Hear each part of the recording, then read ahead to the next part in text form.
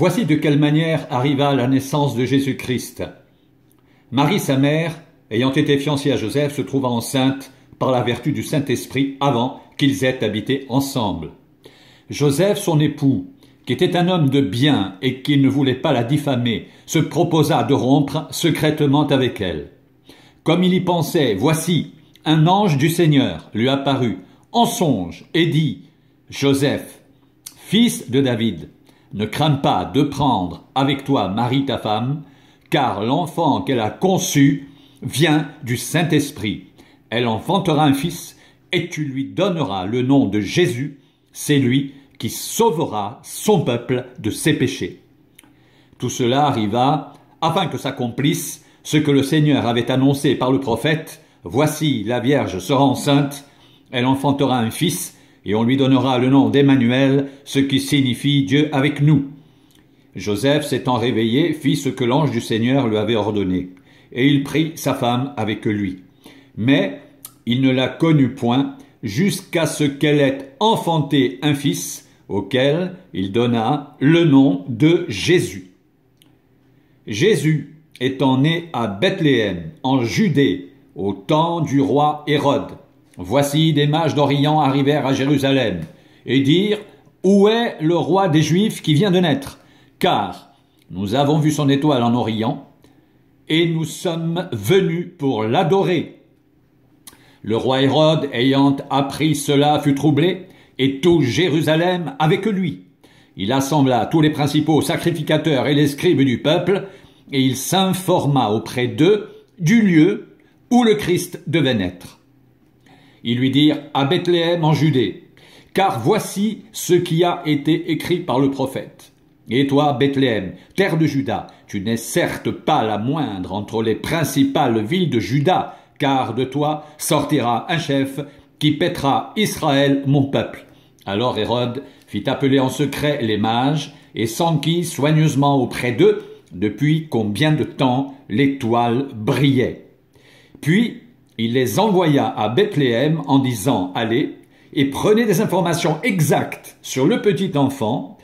Quand vous l'aurez trouvé, faites-le moi savoir, afin que j'aille aussi moi-même l'adorer. » Après avoir entendu le roi, ils partirent, et voici l'étoile qu'ils avaient vue en Orient allait devant eux jusqu'au moment où, arrivée au-dessus du lieu où était le petit enfant, elle s'arrêta.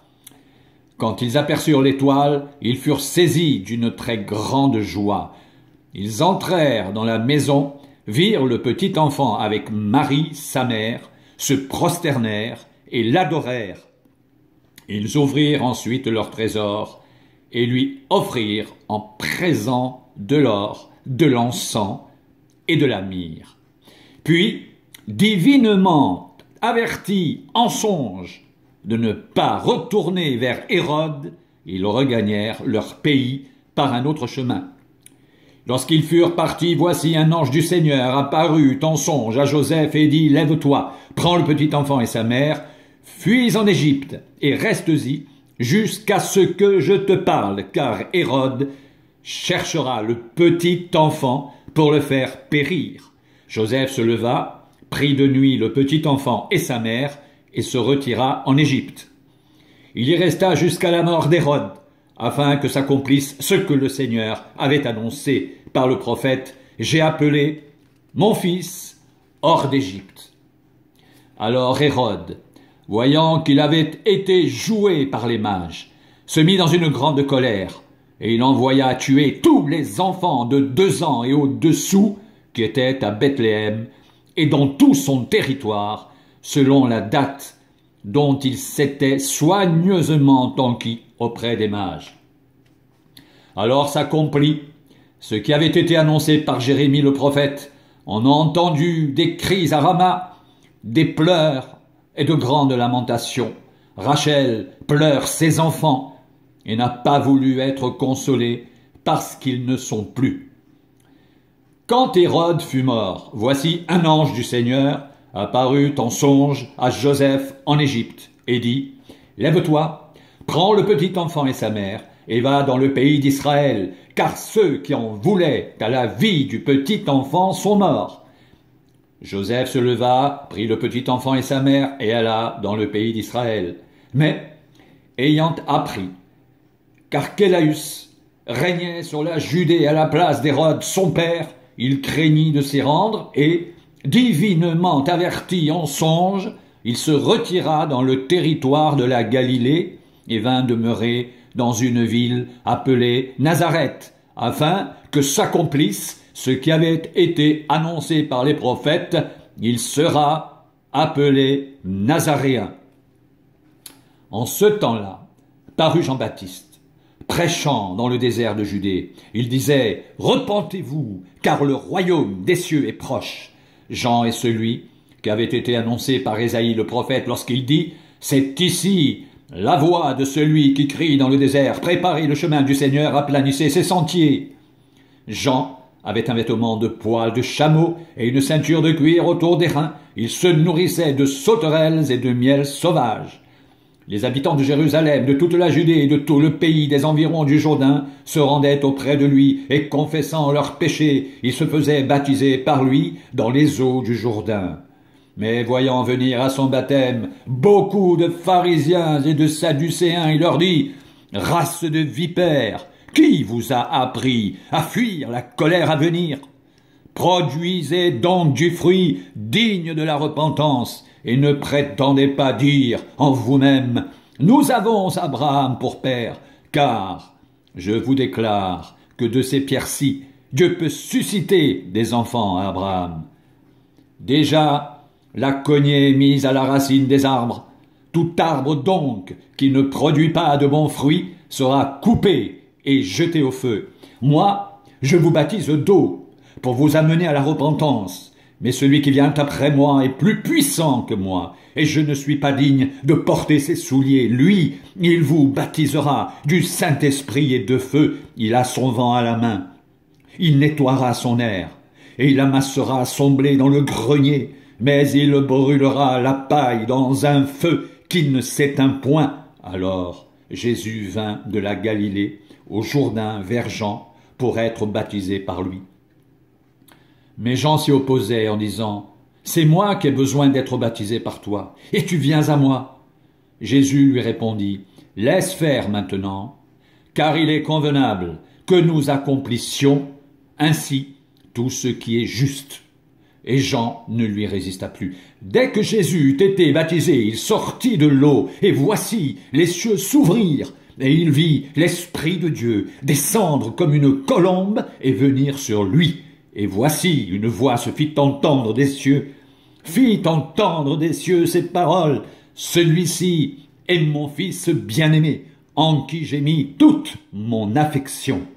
Alors Jésus fut emmené par l'Esprit dans le désert pour être tenté par le diable. Après avoir jeûné 40 jours et 40 nuits, il eut faim. Le tentateur, s'étant approché, lui dit « Si tu es le Fils de Dieu, ordonne que ces pierres deviennent des pains. » Jésus répondit, il est écrit, « L'homme ne vivra pas de pain seulement, mais de toute parole qui sort de la bouche de Dieu. » Le diable le transporta dans la ville sainte, le plaça sur le haut du temple et lui dit, « Si tu es fils de Dieu, jette-toi en bas, car il est écrit, il donnera des ordres à ses anges à ton sujet, et ils te porteront sur les mains, de peur que ton pied ne heurte contre une pierre. » Jésus lui dit, « Il est aussi écrit, tu ne tenteras point le Seigneur ton Dieu. » Le diable le transporta encore sur une montagne très élevée, lui montra tous les royaumes du monde et leur gloire, et il lui dit, « Je te donnerai toutes ces choses si tu te prosternes et m'adores. » Jésus lui dit, « Retire-toi, Satan, car il est écrit, tu adoreras le Seigneur ton Dieu, et tu le serviras lui seul. » Alors le diable le laissa, et voici des anges vinrent auprès de Jésus et le servirent. Jésus, ayant appris que Jean avait été livré, se retira dans la Galilée. Il quitta Nazareth et vint demeurer à Capernaum, situé près de la mer dans le territoire de Zabulon et de Nephtali, afin que s'accomplisse ce qui avait été annoncé par Ésaïe le prophète. Le peuple de Zabulon et de Nephtali, de la contrée voisine de la mer, du pays au-delà du Jourdain et de la Galilée des païens, ce peuple, assis dans les ténèbres, a vu une grande lumière. Et sur ceux qui étaient assis dans la région et l'ombre de la mort, la lumière s'est levée. Dès lors, Jésus commença à prêcher et à dire « Repentez-vous, car le royaume des cieux est proche ». Comme il marchait le long de la mer de Galilée, il vit deux frères, Simon, appelé Pierre, et André, son frère, qui jetaient un filet dans la mer, car ils étaient pêcheurs. Il leur dit « Suivez-moi, et je vous ferai pêcheurs d'hommes ». Aussitôt, ils laissèrent les filets et le suivirent. De là, et étant allé plus loin, il vit deux autres frères, Jacques, fils de Zébédée, et Jean, son frère, qui étaient dans une barque avec Zébédée, leur père, et qui réparaient leurs filets. Il les appela, et aussitôt, ils laissèrent la barque et leur père et le suivirent. Jésus parcourait toute la Galilée, enseignant dans les synagogues, prêchant la bonne nouvelle du royaume et guérissant toute maladie et toute infirmité. Parmi le peuple, sa renommée se répandit dans toute la Syrie. On lui amenait tous ceux qui souffraient de maladies et de douleurs de divers genres, des démoniaques, des lunatiques, des paralytiques, et il les guérissait. Une grande foule le suivit, de la Galilée, de la Décapole, de Jérusalem, de la Judée et d'au-delà du Jourdain. Voyant la foule, Jésus monta sur la montagne, et après qu'il se fut assis, ses disciples s'approchèrent de lui. Puis, ayant ouvert la bouche, il les enseigna et dit « Heureux les pauvres en esprit, car le royaume des cieux est à eux. Heureux les affligés, car ils seront consolés. Heureux les humbles de cœur, car ils hériteront la terre. Heureux ceux qui ont faim et soif de la justice, car ils seront rassasiés. Heureux les miséricordieux, car ils obtiendront miséricorde. Heureux ceux qui ont le cœur pur, car ils verront Dieu. Heureux ceux qui procurent la paix, car ils seront appelés fils de Dieu. Heureux ceux qui sont persécutés pour la justice, car le royaume des cieux est à eux.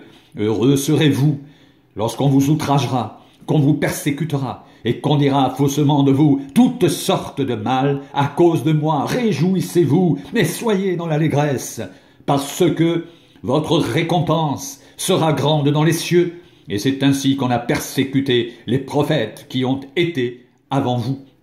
Vous êtes le sel de la terre.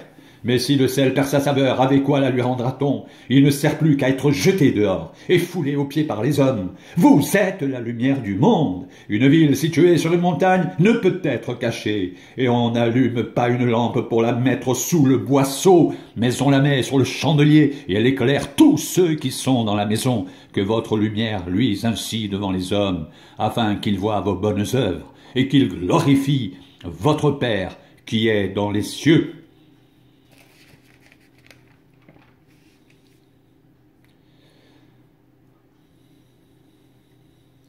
Voici comment vous devez prier. Notre Père qui es aux cieux, que ton nom soit sanctifié, que ton règne vienne, que ta volonté soit faite sur la terre comme au ciel. Donne-nous aujourd'hui notre pain quotidien.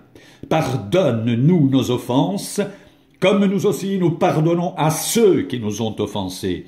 Ne nous laisse pas succomber à la tentation, mais délivre-nous du malin, car c'est à toi qu'appartiennent dans tous les siècles le règne, la puissance et la gloire. Amen. Si vous pardonnez aux hommes leurs offenses, votre Père céleste vous pardonnera aussi.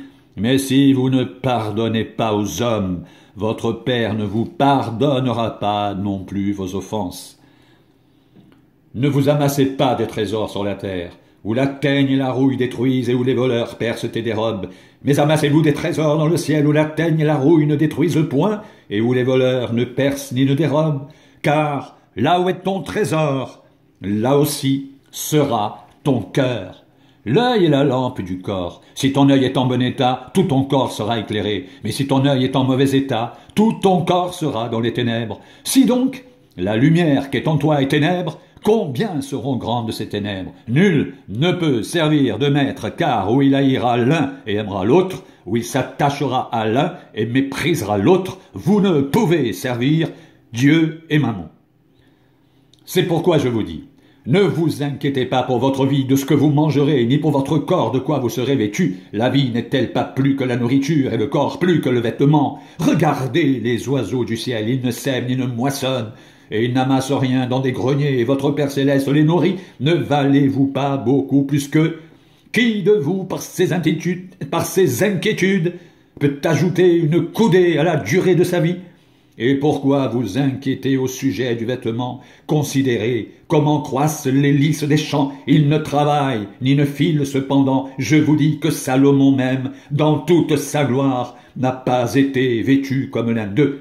Si Dieu revêt ainsi l'herbe des champs, qui existe aujourd'hui, et qui demain sera jetée au four, ne vous vêtira-t-il pas, à plus forte raison, gens de peu de foi? Ne vous inquiétez donc point et ne dites pas que mangerons-nous, que boirons-nous, de quoi serons-nous vêtus, car toutes ces choses ce sont les païens qui les recherchent.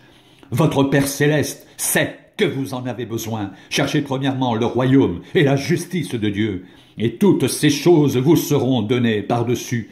Ne vous inquiétez donc pas du lendemain, car le lendemain aura soin de lui-même. À chaque jour suffit sa peine.